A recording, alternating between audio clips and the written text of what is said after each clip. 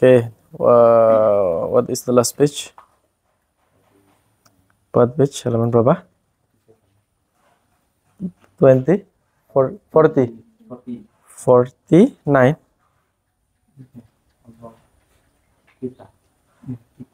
Kitab. Bismillahirrahmanirrahim. Qala al-musannifu rahimallahu ta'ala wa nafa'ana bihi wa bi'ulumi fid dharain amin ya rabbal alamin. Al-mabhasu asalis ya. Ya. New chapter ya. Al-mabhasu asalis. Al-mabhasu pembahasan asalisu, the third discussion, the third topic. Fil imani bi kutubihi subhanahu wa ta'ala. Explaining about some books. Believe in Allah, Allah's book that already revealed to humankind. Kaifa al-i'tiqadu bi kutubillah. Kaifa halikaya apa al-i'tiqadu utawi meyakini bi kutubillahi kelawan kitab-kitabe Allah. Ataqidu anna Allah kutuban anzalha ala anbiya'ihi wa bayyana fiha amrahu wa nahyahu wa wa'adahu wa wa'idahu. Wa ya kalamullahi haqiqatan badat minhu bila kaifiyatin qawlan wa anzalaha wahyan min tilkal kutub at-Taurat wal Injil waz Zabur wal Quran. How many books? 4, ya. So the function of kitab Allah, fungsi-fungsi atau isinya kitab-kitab Allah itu apa? Di antaranya adalah al-amr. Al-amr means perintah. Kemudian an-nahyu, prohibition. And then wa'dun, al-wa'du, janji. Al-wa'id, ancaman. Ancaman berupa neraka. Ya, janji Allah berupa surga dan seterusnya. Ini diantara kutubullah. Yang pertama apa? Kitab Allah yang pertama adalah At-Taurat. Kemudian Az-Zabur. Kemudian Al-Injil. Kemudian Al-Quran. Ini semuanya adalah kalamullah anzalahu wahyan. Ya, wahyu, al-wahyu. Ini semuanya adalah kalamullah. Jadi isinya itu ada 4 itu ya. Ada al-amru, perintah. Perintah itu baik berupa apa? Terutama syariat-syariat Allah. Nanti diterangkan ya. Taurat itu apa, Zabur itu apa. Kemudian Injil, Al-Quran. Kemudian ada larangan an-nahyu, al-wa'du, al-wa'id. Nah, sekarang pembahasan tentang kaifa i'tiqaduka bit-Taurat. How do you believe about Taurat? Taurat atau Taurat. A'taqidu, I believe that anna Taurata kitabun min kutubillahi ta'ala. Subhanahu wa ta'ala. So the most important thing we must believe that Taurat is one of Allah's book. Jadi kita harus yakin mengimani bahwa Taurat itu adalah kitabnya Allah. Satu dari kitabnya Allah. Diturunkan kepada siapa? Anzalahu ala kalimihi Musa alaihis salam. Revealed to the Prophet Moses alaihis salam. So, Taurat is revealed to Nabi Musa.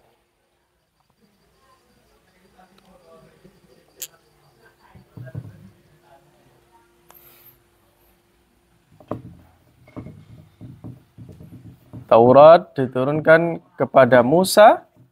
Nabi Musa memiliki gelar Kalimullah. Ini gelarnya Nabi Musa ini.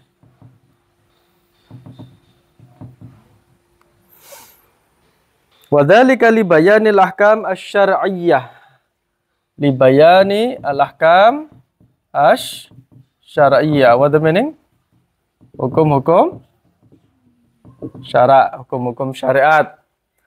Hukum-hukum syariat wal aqaid as-sahihah. Kemudian yang kedua, di dalam Taurat itu ada al-aqaid. Al-aqaid as-sahihah. Artinya apa? Akidah-akidah yang benar. Isi Taurat. Kemudian wat tabsyir bi zuhuri nabiyyin min bani Ismail. Ada di dalamnya itu ada al-ikhbar, saya tulis sendiri di sini. Al-ikhbar bi zuhuri al-Mustafa.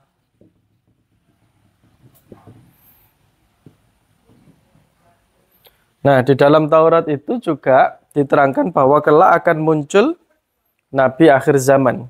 Munculnya nabi terakhir dari kalangan Bani Ismail, not from Bani Israel. Itulah mengapa terjadi konflik sampai sekarang between Israel and also Palestine. Salah satunya adalah orang Yahudi itu tidak menerima fakta bahwa the last messenger is not from their clan, bukan dari keturunan mereka. Jadi jalurnya Nabi itu ada dua. Dari Nabi Ibrahim alaihissalam, ya, Nabi Ibrahim alaihissalam itu disebut dengan Abul Anbiya gelarnya. Jadi bukan hanya gelarnya Khalilullah. Yang paling terkenal kan siapa gelarnya? Khalilullah, kekasihnya Allah itu gelarnya Nabi Ibrahim. Tapi sebenarnya beliau juga bergelar Abul Anbiya. Bapake para nabi. Ayahnya para nabi, nenek moyangnya para nabi. Kenapa? Karena dari Nabi Ibrahim itu muncul dua keturunan. Yang pertama adalah Ismail, punya anak namanya Ismail, kemudian punya anak Yakub, ya, Ishak, kemudian Yakub. Nah, dari jalur Ishak dan Yakub ini nanti punya keturunan nabi-nabi Israel itu banyak sekali. Nah, Nabi Ismail tidak ada keturunannya banyak, tidak sebanyak ini, tapi langsung turun ke bawah ketemu Nabi Muhammad. Jadi Nabi Muhammad terus jalurnya ke atas itu Ismail alaihissalam. Orang-orang Yahudi itu tidak terima gitu. Nabi akhir zaman bukan dari kelompok mereka, bukan dari kelompok Bani Israel, tapi dari min Bani Ismail. Ismail Nabi Muhammad. Tapi kalau ini Ishak, Yakub, Yusuf, Ayub, Syuaib, Dzulkifli, Harun, Musa, wakil. Itu yang disebutkan. Nabi itu kan ada sekitar berapa ya? 12.000 atau 20.000 lebih nabi yang ada di muka bumi ini yang diutus oleh Allah. Tapi yang wajib kita ketahui dan wajib kita imani jumlahnya berapa? How many? 25. Ya, wa minhum lam naksusum ilaik. Dan sebagian dari mereka tidak kita ceritakan kepada kamu. Karena banyak nabi-nabi yang lain yang tidak diketahui. Ada yang mengatakan Nabi Sis, ada yang mengatakan Nabi Jirjis, ada yang mengatakan Nabi Lais, kemudian ada Nabi Yusa, macam-macam. Ada yang mengatakan mereka adalah seorang nabi. Ada yang siapa itu? Samton, kemudian masih banyak nama nabi yang lain. Bahwa Nabi Yunus alaihi salatu wassalam wal isyara ila annahu ya'ti bi syar'in jadidin yahdi ila daris salam. Dan di dalam Taurat itu ada keterangan bahwa nanti itu ada syar'un jadidun. Ada syariat yang baru. Syariat baru ini miliknya Nabi Muhammad yang menggantikan hukum-hukum syariatnya Nabi Musa alaihis salam. Nah, Nabi Musa gelarnya apa? Musa Kalimullah. Kalimullah itu yang berbincang dengan Allah. Nabi Muhammad juga pernah bertemu dengan Allah ketika peristiwa Isra dan Mi'raj, ketika berada di Sidratil Muntaha. Cuma bedanya Nabi Musa itu adalah murid. Dulu pernah saya terangkan. Nabi Musa itu statusnya adalah murid. Dia sendiri yang pengen agar bertemu Allah. Tapi Nabi Muhammad itu statusnya murad. Murad itu yang dikehendaki. Allah yang pengen. Beda. Seperti kamu dipanggil oleh Pak Yai. Kamu dicari, disuruh datang sama Pak Yai karena ingat kamu. Di alumni sing namanya ini. Suruh ke sini. Kangen Pak Yai. Kamu dikehendaki untuk datang. Itu berarti kan kedudukannya bagus. Statusnya bagus. Tapi kalau kamu sendiri sowan ya biasa aja. Kamu menemui Pak Yai karena kamu sendiri yang pengen. Tapi kalau dikehendaki, nah, maka itulah statusnya Nabi Muhammad Shallallahu Alaihi Wasallam. Oke, satu lagi ya. Kaifa i'tiqadul ulama halaman 51. Kaifa i'tiqadul ulama al-alam fi haqqit Taurat al-mawjud al-an fi aidi ahlil kitab. Bagaimana keyakinan para ulama terhadap kitab Taurat zaman sekarang yang dipegang oleh kafir ahli kitab. Jadi ada istilahnya ahlul kitab. Sering dengar ya? Namanya apa? Ahlul kitab. Ahlul kitab ini adalah orang-orang yang mempelajari, mengimani, menekuni kitab-kitab samawi, terutama kitab Taurat, kemudian Injil.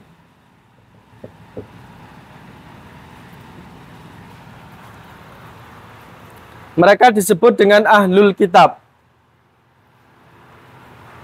Zaman sekarang sudah tidak ada yang namanya ahlul kitab.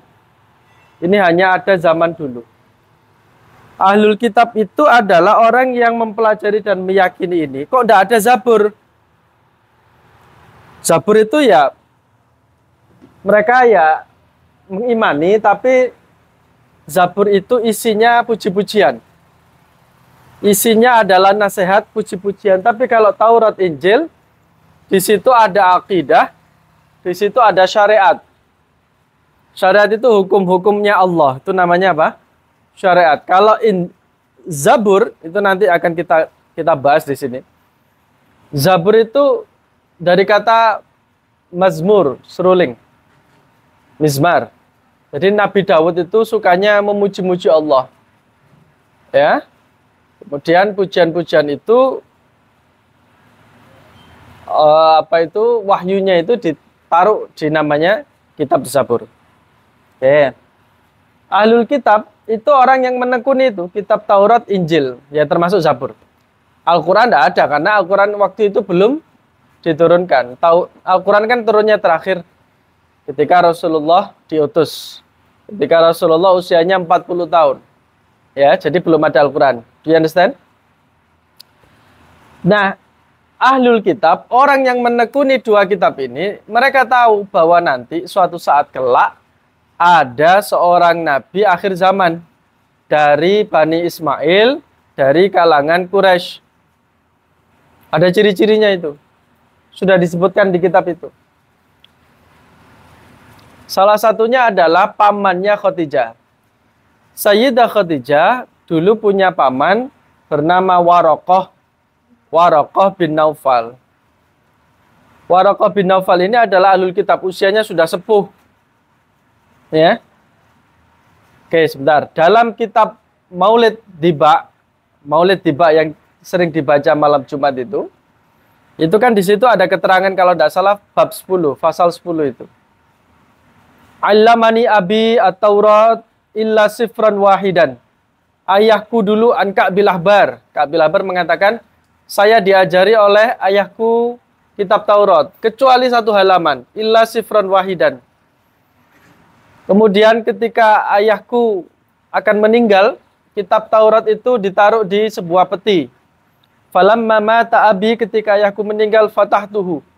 Faidan wajadtu, ketika ayahku meninggal, saya memberanikan diri untuk membuka peti itu. Karena ada satu lembar yang tidak diajarkan oleh ayahnya. Ternyata di situ adalah ada keterangan bahwa nanti akan muncul nabi akhir zaman, muncul nabi yang terakhir. Mauliduhu bi Makkah, yang dilahirkan di Mekah. Wa hijratuhu ilal Madinah, hijrahnya ke Madinah. Wa mulkuhu bi Syam, kerajaannya ada di Syam. Yaqussu sya'rahu, yang mencukur rambutnya. Ya, cirinya nabi itu tidak terlalu gondrong, tidak terlalu panjang seperti orang Bani Israel. Ya, dan juga tidak berkumis.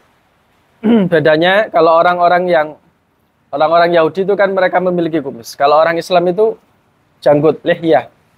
Oke? Rambutnya Nabi ya tidak panjang, tapi ada yang mengatakan sebahu gini, di atas bahu gini. Sebahu. Itu biar membedakan dengan orang-orang Yahudi dan Nasrani. Taurat itu Yahudi, Al-Injil itu Nasrani. Al-Injil diturunkan kepada Nabi Isa. Pengikutnya disebut Nasrani atau An-Nasara. Kalau dalam Al-Quran dikatakan walan tardu ankal yahudu walan nasara hatta tattabi'a millatahum. Oke. Nah, kembali lagi. Sayyidah Khadijah itu punya paman namanya Waraqah bin Naufal. Ketika Nabi Muhammad mendapatkan wahyu pertama, itu dia mengatakan kepada Khadijah, "Wahai Khadijah, ketika berada di gua saya bertemu oleh sosok yang saya sendiri belum pernah ketemu dengannya." Maksudnya siapa? Malaikat Jibril. Kemudian Khadijah mengatakan, "Tenang, wahai suamiku, istirahat dulu." Kemudian besoknya Sayyidah Khadijah manggil pamannya bernama Waraqah. Waraqah, wahai paman, ini Muhammad suamiku kemarin bertemu dengan sosok yang seperti ini, seperti ini, seperti ini. Kemudian Waraqah mengatakan, sungguh engkau telah bertemu dengan Namus. Namus itu bahasanya Taurat. Namus artinya Jibril. Yang mana Jibril ini, kata Waraqah, dulu pernah bertemu dengan Nabi Musa. Kemudian Waraqah mengatakan begini, kalau dalam keterangan kitab Taurat, seharusnya Muhammad ini, sosok ini Muhammad adalah seorang nabi akhir zaman. Semua ciri-ciri sudah disebutkan di situ. Nah, Waraqah karena dia ahlul kitab, dia tahu keterangan yang ada di Taurat. Oh, ini memang ciri-ciri nabi akhir zaman. Cuma ada satu ciri-ciri, ada satu syarat yang Waraqah itu berharap nanti suatu saat akan melihat langsung. Dia mengatakan kepada Muhammad, Muhammad, kamu nanti suatu saat akan diusir oleh kaummu. Nabi Muhammad heran, Nabi Muhammad kaget. Loh, masa saya diusir? Awa mukhrijiyah, apakah saya diusir? Iya. Dan saya berharap suatu saat nanti, kelak saya melihat kamu diusir, katanya. Dari Mekah. Ternyata apa? Umurnya Waraqah tidak panjang. Tidak lama setelah itu beliau wafat karena usianya sudah sepuh. Selang berapa tahun Nabi Muhammad hijrah. Ya, hijrah dari Mekah menuju Madinah. Jadi cirinya Nabi itu memang harus keluar, harus diusir dari kampung halamannya. Anda rumahnya Papua, kamu rumahnya Probolinggo. Kamu pernah bayangin enggak tiba-tiba kamu diusir dari kampung kamu? Kamu dari rumahnya masing-masing. Enggak pernah kan kebayang. Nabi Muhammad ini mau enggak mau harus meninggalkan kampung halamannya. Nah, klop sudah. Maka kemudian ahli sejarah ada yang mengatakan bisa jadi orang yang pertama beriman itu antara dua. Yang beriman kepada Nabi Muhammad, kalau enggak Sayyidah Khadijah, ya Waraqah bin Naufal. Dalam hatinya dia beriman. Karena dia sudah mengetahui ciri-ciri Nabi di dalam kitab Taurat. Makanya dia disebut dengan Ahlul Kitab. Ahlul Kitab, kalau dia mengamalkan isi Taurat dan Injil dengan benar, Taurat dan Injil yang masih orisinil, yang belum mengalami perubahan, maka dia adalah orang yang beriman kepada Allah. Meskipun tidak disebut dengan Muslim.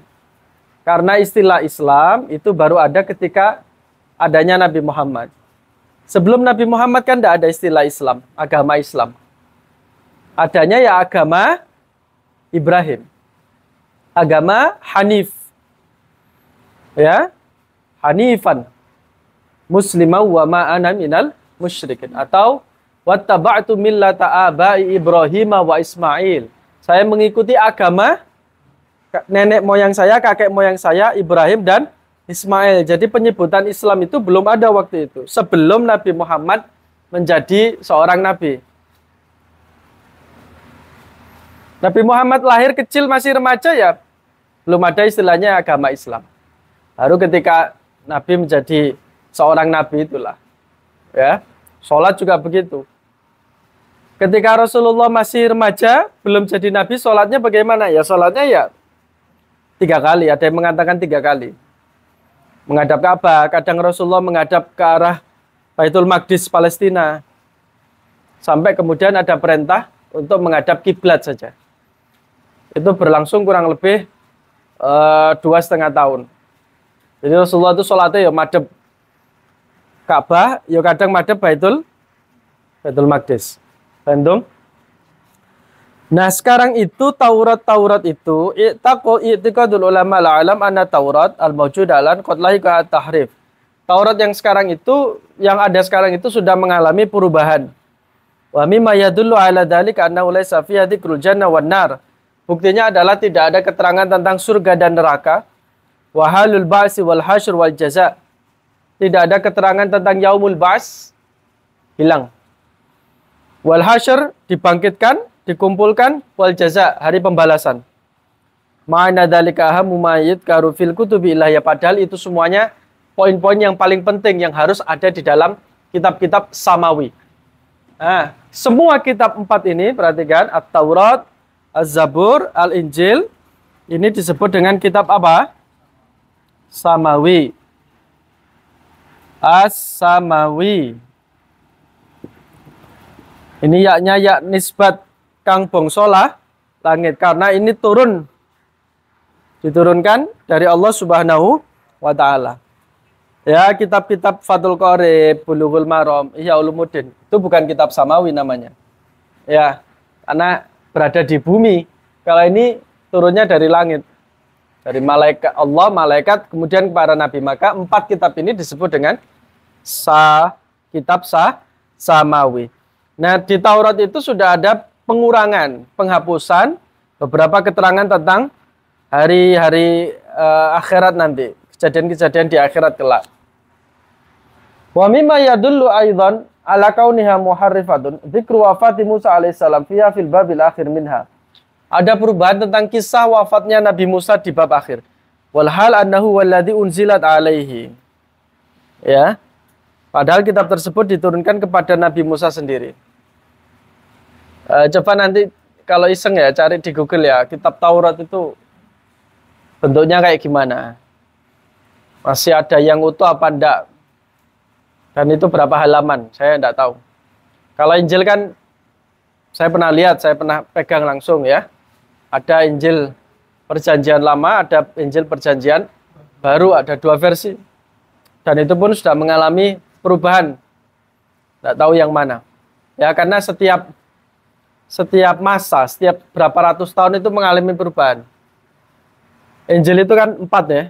4 poin. Yohanes, siapa lagi yang 3 itu? Pokoknya intinya Injil itu ya. Intinya Injil. Itu nanti akan diterangkan di sini. Ada keterangannya. Tapi kalau Al-Quran dari dulu sampai sekarang itu tidak mengalami perubahan dan itu dijamin oleh Allah. Bayangkan. Ya, sudah berapa belas abad ya. Itu tidak mengalami perubahan. Kalau ada yang berusaha merubah Al-Quran pasti ketahuan. Baik itu Quran cetak ataupun soft file ataupun program ataupun aplikasi, kalau terjadi penyelewengan pasti ketahuan. Karena yang hafal Quran itu banyak. Pertanyaannya, ada ndak orang Nasrani, orang Kristen yang menghafal kitabnya sendiri dengan sempurna? Yang dihafalkan oleh anak-anak kecil. Di Indonesia banyak anak kecil yang menghafalkan Al-Quran. Cilik wis hafal Quran akeh. Apa maneh ndek Mesir, Yaman. Palestina. Itu anak-anak kecil kan sudah hafal Quran banyak itu. Di Madinah itu kalau di Masjid Nabawi, kalau pas umroh ya, di Masjid Nabawi kalau habis sholat, terutama sore ya, ba'dal maghrib, itu kan di tiang-tiang itu, di masjid-masjid banyak orang yang, anak-anak yang ngaji dengan gurunya itu menghafalkan Quran itu. Mereka juga menghafalkan hadis. Ada ndak agama yang kitab sucinya itu dihafalkan oleh pemeluknya dalam jumlah yang banyak? Tidak ada. Tidak ada orang hafal Injil itu, tidak ada.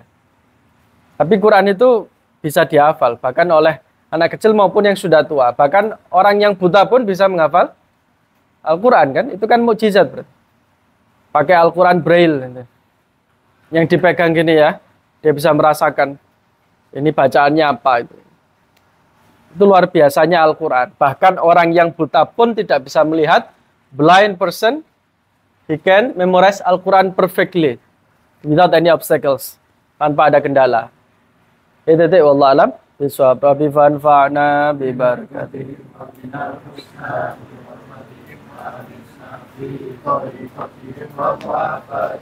Allah ya salli wa sallim daiman abada